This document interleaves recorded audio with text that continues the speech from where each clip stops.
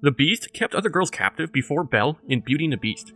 We see the Enchantress bestow her curse upon the arrogant prince. She declared that he had until his 21st year to find true love and break the spell. Yet, what she truly meant was not that he would be 21 years old, but rather, the curse itself would endure for 21 long years. By the time Belle arrived at the castle, the curse had been in effect for 2 decades, making the Beast a man well into his 40s. This age aligned with his gruff demeanor and the complex way he related to Belle. The dashing Lumiere, with his charming French accent, mentioned it had been 10 years since they had entertained guests and showcased their skills. This wasn't to imply the curse had lasted just a decade, rather, they hadn't put on a grand display in all that time. In the early years of the curse, they likely hosted occasional gatherings, either for visitors or perhaps to lift the Beast spirits. Yet, the song Be Our Guest hinted that such performances were typically reserved for guests, perhaps to win over those unfortunate enough to be held captive. One could surmise that Belle was not the first young woman to be brought to the castle. The Beast, surprised at Belle's lack of fear towards his monstrous form, suggested that he had faced rejection before. The castle was prepared for a female guest. A ready room, proper protocol from the enchanted furniture, and garments in the wardrobe specifically selected for her. These details hinted at previous attempts to break the curse by bringing girls to the castle, hoping they might fall in love with the Beast. Sadly, none could,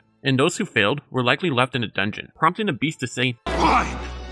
Then go ahead and starve!"